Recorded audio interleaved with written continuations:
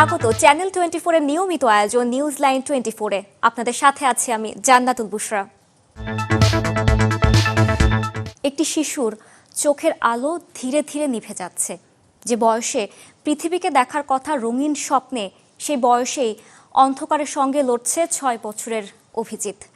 বিরল রোগে আক্রান্ত এই শিশুকে বাঁচাতে দরকার অন্তত 10 থেকে 12 লাখ টাকা। সামর্থ্য না থাকায় অসহায় পরিবার তাকিয়ে আছে সমাজের দিকে। আপনার একটু সহানুভূতি হয়তো ফিরিয়ে দিতে পারে তার চোখের আলো। দেখুন দেবাশিস কুমার সরকারের পাঠানো প্রতিবেদন। নাটোরের সিংড়া উপজেলার শেরকোল গ্রামের ছোট্ট অভিজিৎ, মাত্র 6 বছর বয়স। যে বয়সে থাকার কথা ছিল স্কুল ব্যাগ, খেলনা আর বন্ধুদের সঙ্গে হাসি, সেই বয়সেই তার জীবনে নেমে এসেছে অন্ধকার। গত বছরের এপ্রিল হঠাৎ করে ধরা পড়ে এক বিরল রোগ, লিউকোডায়স্ট্রফি। চিকিৎসকের ভাষায় এই রোগ ধীরে ধীরে কেড়ে নেয় চোখের আলো, দুর্বল করে দেয় শরীর, একসময় থামিয়ে দেয় স্বাভাবিক জীবন। ইতোমধ্যে চোখে ঝাপসা দেখতে শুরু করেছে অভিজিৎ। আগের মতো দৌড়তে পারে না, একটু একটু করে নিভে যাচ্ছে তার পৃথিবী। আমার যা ছিল সব মিলে আমি 5 লাখ টাকার মতো আমি নিয়ে গেছিলাম, কিন্তু ওই টাকা দিয়ে আমার ছেলের চিকিৎসা হয়নি। তারা বলছে যে বড় ম্যানো ট্রান্সপ্লান্ট দিতে হবে এবং এর দিতে খরচা আসবে 10 লাখ ইন্ডিয়ান। এই কারণে আপনাদের কাছে আবার আমার আকুল আবেদন, আমার ছেলেটা ছোট থেকে সুস্থ ছিল, ভালো ছিল, এই 1 বছর হলেই যেন এই বিরল রোগে একটা করছে। যেহেতু চিকিৎসা আছে, আমি দেশের বিত্তবান সবার কাছে করজোড়ে আমার আবেদন যে আমার ছেলেটা সুস্থর জন্য আপনারা একটু সহযোগিতার হাত বাড়িয়ে দেন। যখন চোখের সমস্যা তখন বলছিল, মা তুমি আমার ভালো ডাক্তার দেখো, আমি সুস্থ হয়ে যাব। আমার ছেলে অনেক পড়াশোনা শিখে গেছিল, আমি যা বলতাম তাই শুনতো। এখন আমার ছেলে আর একটা কথা বলে দিন রাত বিছানার মধ্যে শুয়ে দেয়। আমার ছেলে আর কতদিন আমায় দেখে না। এই রিকোয়েস্টে সবার কাছে সাহায্য করবো, আমার ছেলের জন্য আপনি একটু সাহায্য। চিকিৎসার পেছনে এরই মধ্যে খরচ হয়েছে প্রায় 2 লাখ টাকা। ধার দেনা, সহায়তা সব মিলিয়েও থামানো যাচ্ছে না এই অন্ধকার। চিকিৎসকরা বলছেন বাঁচাতে হলে দ্রুত বিদেশ নিতে হবে। খরচ অন্তত 10 থেকে 12 লাখ টাকা। 6 মাস আগেও তাই হাঁটাচলা করেছে, কথা কইছে যে মা বাবার সাথে খেলাধুলা করেছে, তার কোনো সমস্যা তখন আসিল না। এই অল্প দিনেই তার সমস্যা দাঁড়ায় গেছে এরকম। যে আমরা একটু আশা করি আপনারা যদি একটু সাহায্য করেন, আমাদের বাচ্চাটা একটু ভালো চিকিৎসা হতে পারে। আপনারা যদি সবাই একটু সহযোগিতা করেন তাহলে আমার এই নাতিটা একটু একবার ভারতে যায়, তো নাতিকে একটু ঘুরে নিয়ে এসছে পারিনি, কারণ টাকা যেটুকা হচ্ছে সেটুকা টাকা ম্যানেজ করতে পারিনি। আপনারা যদি একটু সহযোগিতা সবাই যদি করেন তাহলে পরে আমার নাতিটার একটু ভালো হয়ে আসে। একটি ছোট্ট প্রাণ, একটি অসহায় পরিবার। আপনার সামান্য সহায়তায় হতে পারে তার চোখের আলো ফিরে পাওয়ার শেষ আশা। আজ যদি পাশে দাঁড়ান, হয়তো আবারও পৃথিবীটা দেখতে পারবে অভিজিৎ। Desk report, channel 24। বিদেশে স্বপ্নে খুঁজে যাওয়া এক তরুণ শেষ পর্যন্ত ফিরছেন লাশ হয়ে। ইউক্রেন রাশিয়া যুদ্ধে ড্রোন হামলায় নিহত হয়েছেন মৌলভীবাজারের মুহিবুর রহমান। 4 মাস নিখোঁজ থাকার পর মিলেছে মৃত্যুর খবর। শোকে স্তব্ধ পরিবার ও এলাকাবাসী। আব্দুর রবের পাঠানো প্রতিবেদনে থাকছে বিস্তারিত। স্বপ্ন ছিল পরিবারের ভাগ্য বদলানো, কিন্তু সেই স্বপ্নই শেষ হলো যুদ্ধের আগুনে। ইউক্রেনের ড্রোন হামলায় রাশিয়ায় নিহত হয়েছেন মৌলভীবাজারের যুবক মুহিবুর রহমান। গত জানুয়ারি থেকে নিখোঁজ ছিলেন তিনি। 4 মাসের অপেক্ষা আর অনিশ্চয়তার পর 17 এপ্রিল আসে মৃত্যুর খবর। খবর শুনে ভেঙে পড়েন মা, বাবা, স্বজনরা। এই 4 মাস থেকে আর কোনো খোঁজ খবর তার হাতই হারাম না। একটা বই জায়গা গেছি, আইছি, কোনো খবর পারাম না। যখন সরকার গেছে ওখানে আমার বাচ্চা চাই, আমার বাচ্চার লাশ চাই, যেমনি হোক আমার বাচ্চার লাশ চাই। আমার ভিতরটা ও বছর আমি চাকরি করে খারাপ। কেন আমি কিচ্ছু চাই না, আমার ও ধরনি চাই, আর কিচ্ছু আমি চাই না। আমার বাচ্চার আমি টাকা পয়সা চাই না, আমার বাচ্চা চাই আমি পড়ালাম ধন্যবাদ পয়সা আমার বাচ্চাটাই দিতে পারছিলাম না। আমার বাচ্চার বাবা তো এগিয়ে আসে, আমার দিবার আগে ওই ময়তে গেছে, ওখানে চাই, আর কিচ্ছু দন চাই না, আমার বাচ্চা চাই। 3 বছর আগে স্টুডেন্ট ভিসায় রাশিয়া যাওয়া মহিবুর পরিবারের অজান্তেই যোগ দেন রুশ বাহিনীতে। 9 মাস আগে দেশে এসে বিয়ে করে আবার ফিরে যান প্রবাসে। সেটাই ছিল শেষ দেখা। জানুয়ারির 8 তারিখ থেকে কোনো খোঁজ খবর নাই আজ পর্যন্ত। এখন আমরা কিছুদিন আগে শুক্রবার খবর পাইছি যে ওনার ফ্রেন্ড একজন বলছে যে উনি রাশিয়ান ইউক্রেনের যুদ্ধে তোমার ড্রোন হামলায় বাংকারের ভিতরে মারা গিয়েছেন। এই পর্যন্ত আমরা তথ্য জানতে পারছি। আমার বাবা অনেক গরিব, কৃষিকাজ করে আমাদেরকে সবাইকে চালান। আমরা কিছু করার মতন নাই এসবই। আর আমাদের ভাইয়ের লাশ দেশে আনতে চাই এবং ক্ষতিপূরণের বিষয় আমরা সব কিছু ফিরে পেতে চাই। লাশটা দেশে আইলে বালা দেশের মানুষে দেখলো, জানাজা ফললো, দোয়া করলো, তার মা বাবাও দেখলা, ভাই বোনও দেখলা, আত্মীয়রা সবই দেখলা, ওটাও আমরা চাই। পরিবার জানায় যুদ্ধক্ষেত্রে একটি বাংকারে থাকা অবস্থায় ইউক্রেনীয় ড্রোন হামলায় ঘটনাস্থলেই নিহত হন তিনি। রাশিয়ান সেনাদের খাবার সরবরাহকারীর মাধ্যমে প্রথম আসে মৃত্যুর খবর।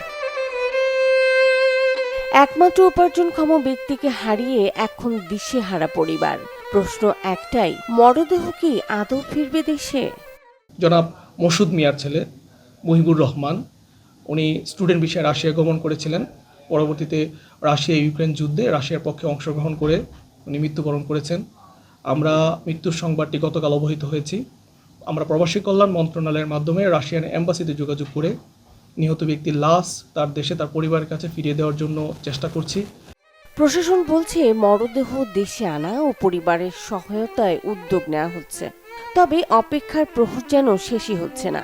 মৌলভীবাজার সদর উপজেলার সম্পদপুর গ্রামের এই পরিবারের এখন একটাই আকুতি, শেষবারের মতো সন্তানের মুখটি দেখতে চান তারা। Desk report, channel 24।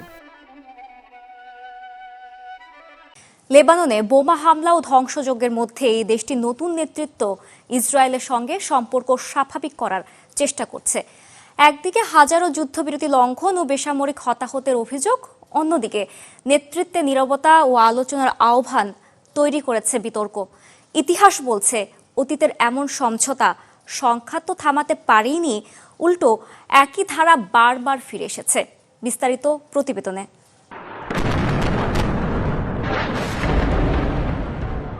আকাশ থেকে লেবাননের জমিনে পড়ছে বোমা, মানুষ মরছে, শহর ধ্বংস হচ্ছে। কিন্তু ঠিক এই সময়ই ক্ষমতায় থাকা নেতারা এগিয়ে আসছে ইসরায়েলের দিকে বন্ধুত্বের হাত বাড়াতে। এটা কি শান্তির চেষ্টা নাকি ইতিহাসের পুনরাবৃত্তি, যেখানে এমন সিদ্ধান্তের ফল হয়েছে আরও ভয়াবহ? লেবাননের বর্তমান নেতৃত্বের এই পদক্ষেপ আসলে কি ইঙ্গিত দিচ্ছে? নভেম্বর 2024-এর যুদ্ধবিরতির মাসখানেক পর ক্ষমতায় আসেন লেবাননের প্রেসিডেন্ট জোসেফ আউন এবং প্রধানমন্ত্রী নাওয়াফ সালাম। ক্ষমতায় এসেই যুক্তরাষ্ট্র ও সৌদি আরবের শক্তিশালী প্রভাবের মধ্যে তারা দ্রুত ইসরায়েলের সঙ্গে বন্ধুত্বপূর্ণ সম্পর্ক ও পূর্ণ সহযোগিতার প্রস্তাব দেয়। এই সময়ের মধ্যে লেবাননের পক্ষ থেকে 10,000-এরও বেশি যুদ্ধবিরতি লঙ্ঘনের অভিযোগ উঠেছে, যার মধ্যে রয়েছে বিমান হামলা, ড্রোন আক্রমণ এবং স্থল অভিযান। এসব হামলায় শত শত মানুষ নিহত হয়েছে, যাদের বেশিরভাগই বেসামরিক। তবে অবাক করার বিষয় হলো, এই ঘটনাগুলোর বিরুদ্ধে লেবাননের নতুন নেতৃত্ব কোনো শক্ত প্রতিবাদ জানায়নি, বরং তারা সরাসরি আলোচনার আহ্বান জানায় স্থায়ী শান্তির জন্য। এসব ঘটনায় ইসরায়েলকে দায়ী করার পরিবর্তে লেবানিজ সরকার বারবারই দোষ দেয় হিজবুল্লাহকে। তাদের মতে ইসরায়েলের হামলা হচ্ছে প্রতিক্রিয়া, কিন্তু অন্য দৃষ্টিকোণ বলছে এই প্রতিরোধ আসলে দীর্ঘদিনের দখলদারিত্ব ও আক্রমণের জবাব। এর আগেও 1982 সালে প্রেসিডেন্ট বশির গেমায়েল একই ধরনের সহযোগিতার চেষ্টা করেছিলেন, কিন্তু সেই উদ্যোগ প্রবল বিরোধিতার মুখে পড়ে। এমনকি ইতিহাস বলছে লেবাননের কিছু রাজনৈতিক গোষ্ঠী ও জায়নিস্ট প্রতিনিধিদের মধ্যে সম্পর্ক গড়ে উঠেছিল সেই 90 দশক থেকেই, যা ইসরায়েল রাষ্ট্র প্রতিষ্ঠারও আগে। 1948 সালের যুদ্ধের সময় ইসরায়েল দক্ষিণ লেবানন দখল করে এবং 15টি গ্রাম নিয়ন্ত্রণ নেয়। 1949 সালে যুদ্ধবিরতি আলোচনার সময় লেবাননের প্রতিনিধিরা ইসরায়েলিদের সঙ্গে অনানুষ্ঠানিকভাবে কূটনৈতিক সম্পর্ক স্থাপনের সম্ভাবনাও আলোচনা করে। ইসরায়েল মার্চ 1949 সালে লেবানন থেকে সরে যায়। ওয়াশিংটনে সাম্প্রতিক বৈঠকেও লেবাননের প্রতিনিধি ইসরায়েলের সাম্প্রতিক হত্যাকাণ্ডের নিন্দা না করে গোপনে 2 ঘণ্টার বৈঠকে হাত মেলান। কলম্বিয়া ইউনিভার্সিটির মডার্ন আরব পলিটিক্স ও ইন্টেলেকচুয়াল হিস্ট্রির প্রফেসর জোসেফ মাসাদের মতে, ইসরায়েলি আগ্রাসন থামবে না এবং কোনো সমঝোতা প্রতিরোধকে থামাতে পারবে না। 1950 ও 60-এর দশকে ইসরায়েল প্রায় 200টি হামলা চালায়, আর এই সবই হিজবুল্লাহর ফিলিস্তিনি প্রতিরোধ গড়ার আগের ঘটনা। বর্তমান লেবাননের নেতৃত্ব আগের নীতিরই ধারাবাহিকতা অনুসরণ করছে। সম্প্রতি লেবাননে হামলার পর ট্রাম্প প্রশাসনের চাপের মুখে ইসরায়েল ওয়াশিংটনে লেবানিজ কর্মকর্তাদের সঙ্গে 3 দশকেরও বেশি সময় পর প্রথম সরাসরি আলোচনায় বসে, যদিও একই সময়ে ইসরায়েল লেবাননে বোমা হামলা চালিয়ে যায়।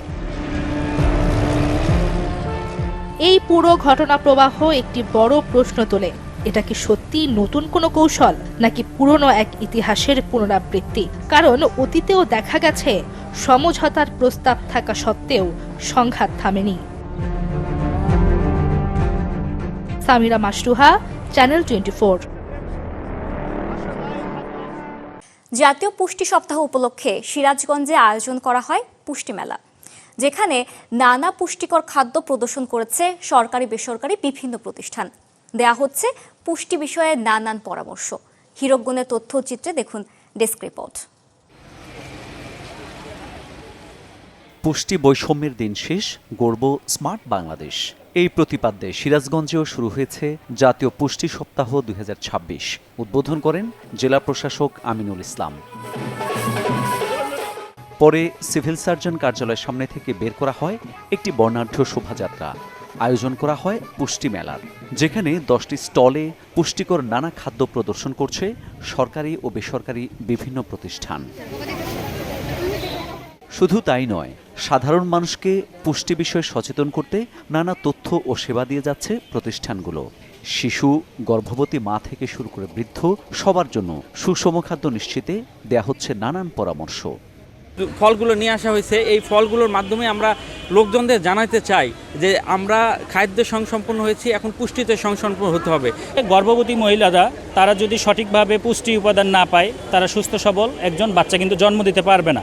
এজন্য আমাদের এখানে ফলমূল, বিভিন্ন ধরনের শাকসবজির আইটেম, মাছ মাংস, বিভিন্ন ধরনের খাবার সব কিছুই আমাদের এখানে অ্যারেঞ্জমেন্ট আছে। মূলত সাদা ভাতটা কি হয়, তাড়াতাড়ি আমাদের শরীরে বেশি গ্লুকোজ দিচ্ছে, আর এটা আপনি ধীরে ধীরে গ্লুকোজটা শরীরে অ্যাবজর্ব হচ্ছে। আমন চালের ভাত যেটা, আর এটা ডায়াবেটিক্স রোগীদের জন্য খুবই ভালো। এটা অল্প খেলে আপনার পেটটা বেশি ভরা লাগবে। তো জেলা প্রশাসক ও সিভিল সার্জন বলছেন, সুস্থ ও মেধাবী জাতি গঠনে সুষম খাদ্যের বিকল্প নেই। এ বিষয়ে সাধারণ মানুষকে সচেতন করতে ভূমিকা রাখবে পুষ্টি মেলা। আমাদের বেঁচে থাকতে হলে পুষ্টির বিকল্প নাই। আমরা কি খাচ্ছি সবই কিন্তু খাদ্য না। আমাদের বাংলাদেশ এখন পাশ্চাত্য খাদ্যের কিছু ফাস্টফুড, চাইনিজ এগুলোর দিকে আসক্ত হয়ে গেছে। আমরা এগুলো থেকে বেরিয়ে আমাদের দেশীয় যে সিজনাল খাদ্যগুলো আছে এগুলো পুষ্টিকণে ভরপুর, এগুলার বার্তা আমরা সবাইকে দিতে চাই। বাচ্চা থেকে শুরু করে প্রেগনেন্ট মহিলা থেকে শুরু করে আমরা যে ডায়াবেটিক্স রোগী বা হার্টের রোগী বা যে ধরনের রোগগুলো আমরা আমাদের বাংলাদেশে এখন নিয়মিতভাবে মানুষের শরীরে বাধা পাচ্ছে, তো সেগুলো থেকে কিভাবে আমরা মুক্ত থাকতে পারি, তার জন্য যে পুষ্টিকর খাবারগুলো প্রয়োজন সেগুলোই মূলত এই মেলায় প্রদর্শনের জন্য নিয়ে আসা হয়েছে, যাতে এই মেলায় যারা আসবেন, পরিদর্শন করবেন, তারা স্বাস্থ্য সচেতন হন এবং তাদের যার শরীরের জন্য যে ধরনের পুষ্টি প্রয়োজন, পুষ্টিকর খাবার, সেগুলো তারা যাতে খাওয়ার ব্যাপারে উদ্বুদ্ধ হন। পরে সিভিল সার্জন কার্যালয় সম্মেলন কক্ষে অনুষ্ঠিত হয় আলোচনা সভা। আগামী 29 এপ্রিল পর্যন্ত চলবে এই পুষ্টি মেলা। Desk report, channel 24। চ্যানেল 24 এর নিয়মিত আয়োজন নিউজ লাইন 24 এর এই ছিল আজকের আয়োজন। এতক্ষণ সাথে থাকার জন্য ধন্যবাদ সবাইকে।